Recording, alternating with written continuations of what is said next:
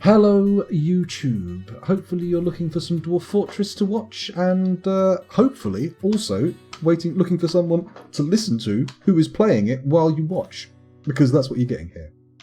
A lovely little combo of audio-visual treats. And it looks like we've got a wagon train heading into the fortress. That's nice, isn't it? That's very good. This is our first trader experience that has actually included a full wagon train. Previously they've been like, no mate, there's a boulder in the way of your doorway, we can't get in, no way we can get our wagons in there, it's just going to have to be what we can carry on us. And then I'm like, oh come on, bring it all in, it'll be fine. Stakkud Ingisdeg, I am your liaison from the mountain homes. Let's discuss your situation. You know what, I think that's going to be annoying.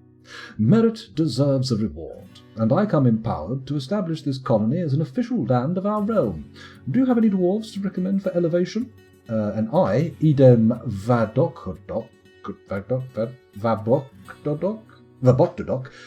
says, no, flattering, but we'd rather maintain our distance from the homeland. For now. Farewell, Idem Vabokdodok. I look forward to our meeting next year. Our fortunes rise and fall together. Exciting. Happy days. Yes, the water in the well should have moved as fast as the water in the channel. Bards can bring books. Interesting. Nice. I wouldn't mind having a few bards turn up, get slaughtered, and then leave behind their fancy books. We could build a surface tavern, couldn't we? Shall I just put a floor in and then put some walls and stuff and have a nice open surface tavern? The problem with that is our dwarves are going to be traipsing in and out. They'll abandon our dining hall, which admittedly is a bit shit at the moment, and start only wanting to drink at the tavern. And that, my good viewers, my fair, wonderful little viewers, is a bit shit. We don't want that. I've gone from thinking about having a tavern to definitely not wanting a tavern in the space of nanoseconds. Amazing. Why didn't the well room flood? There's a head, I don't get it. I know Druidsmead, I don't get it either. Then again, I never even saw the flooding coming, so the idea that I don't get it is not really relevant. Plus, we won't have to worry as much about visitors stealing the artefacts, as they can't steal stuff while dead. Well, I have to say, with the existence of undead in this fortress, I'm not entirely sure that you're correct there. You probably are. You're probably very much correct, but I'm not entirely certain.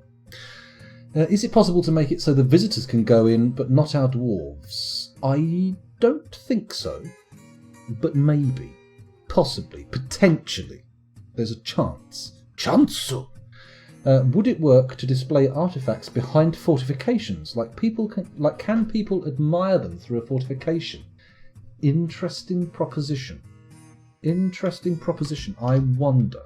In fact, I could probably find out. There's no point wondering. I could just test, but we'll leave it for a minute, because I've noticed that this stockpile here, this furniture stockpile, appears to contain a number of things that it shouldn't. I'm pretty sure I made a slab stockpile, didn't I?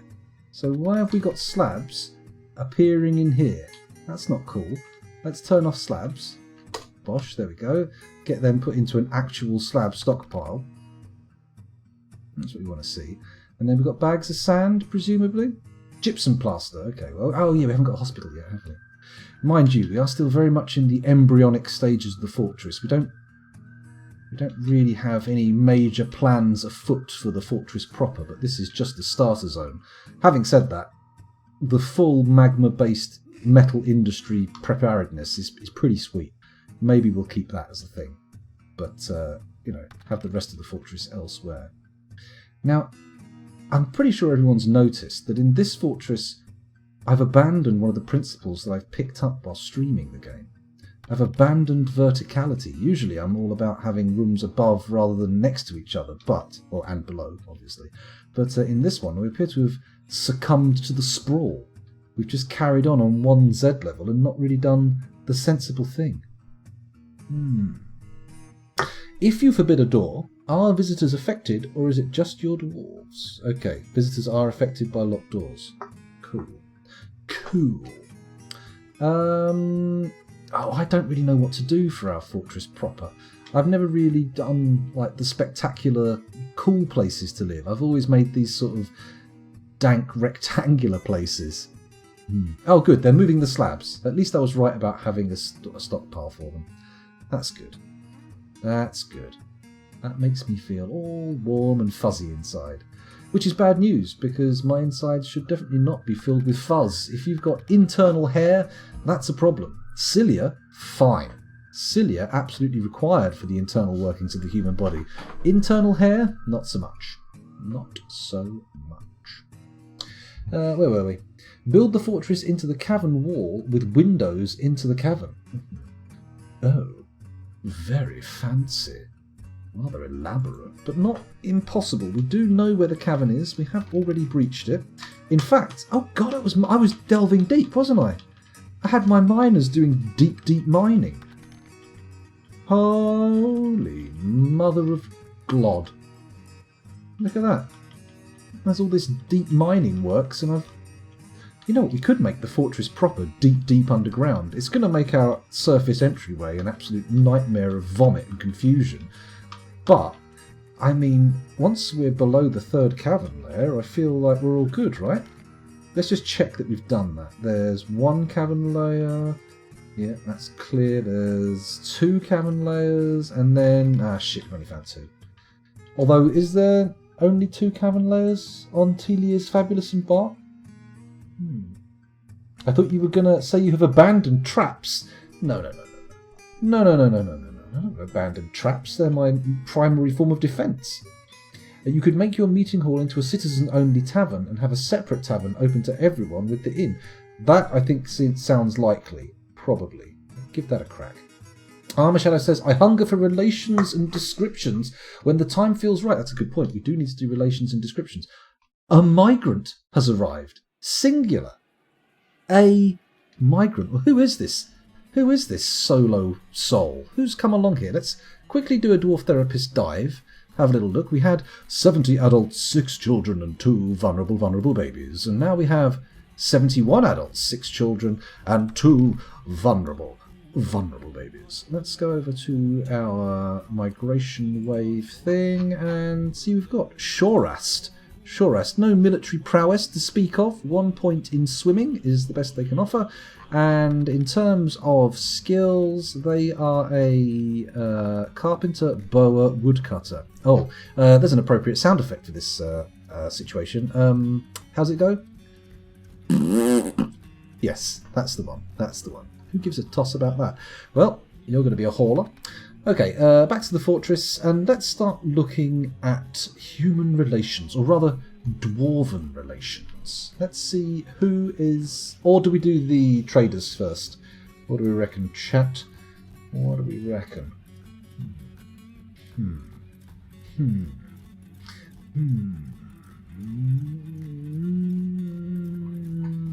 That's right, he's a lone dwarf. A lone dwarf. A loose cannon. A loose crossbow in this particular world.